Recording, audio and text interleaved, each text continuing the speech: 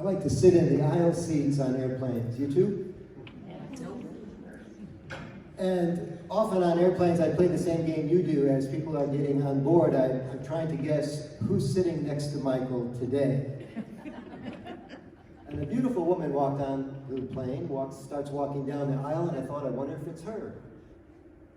Nope. And then a large gentleman got on the plane, supersized guy. I thought, wonder if I'm sitting next to him today. Nope. And then I heard my seatmate before I saw him. And the reason I heard him is because he was talking on the cell phone. You've probably noticed people talk on cell phones a lot louder than they do with normal voice. Why do we do that? Anybody know?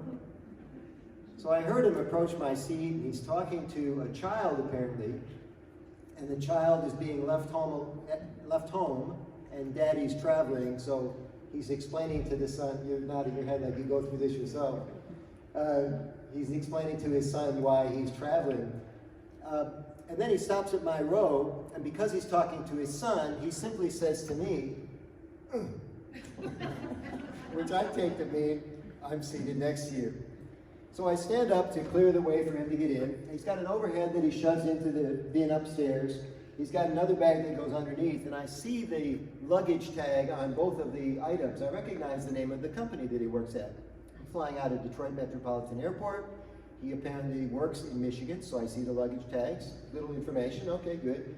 He sits down in the window seat, and I join him. And now he's talking to a second child that doesn't want to say goodbye to Daddy. This continues. Now there's a third child screaming into the phone so loud, I can hear the kid. And Daddy is just crestfallen. You know how dads get when they get overwhelmed, they just shut down? And he's having trouble coping with this. And I just feel for the guy. You know, I don't have any children, but I feel for his situation. They finally announced that the boarding door is going to be closing, which is now going to force my new friend to actually hang up on one of his children. Again, some heads nodding in the room, you've been there. And he says, look, honey, I gotta go. And the flight attendant forces him to hang up the phone, and he puts the phone in his lap, and he sighs as if the weight of the world is leaving his shoulders. And I turned to him and I said, Daddy's leaving home, huh? And he said to me, oh, you were listening. And I said, how could I not?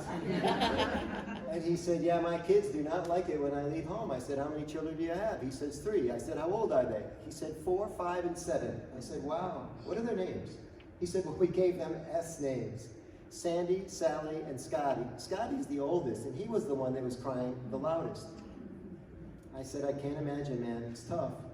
And you're flying for work? I noticed the name of your company on your bags. He said, yeah, I work for so-and-so, and I travel a lot with them. I said, well, what's a lot? He said, I'm gone 15 to 17 days a month, and so I'm away from home a lot. And I said, well, oh my gosh, I said, that's a lot of travel. I said, what do you do that you have to travel so much? He said, well, I'm a sales manager, and I have to go out and make sure my people are working a full day. And then he got a very strange expression on his face. You probably have experienced this when you're talking with people. He got kind of this ugly, strange, contorted look, and he says to me, I'm sorry I didn't get your name. Now, he's not sorry he didn't get my name.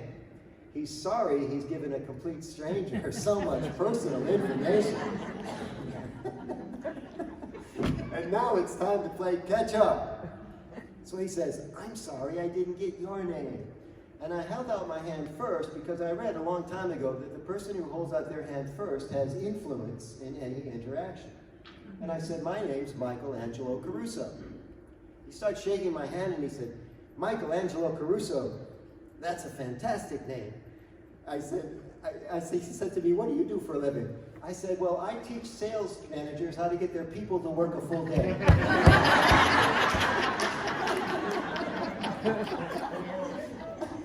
He says, can I have a card? And the lady in front of us says, I want one too. Did you like my opening story? Yeah.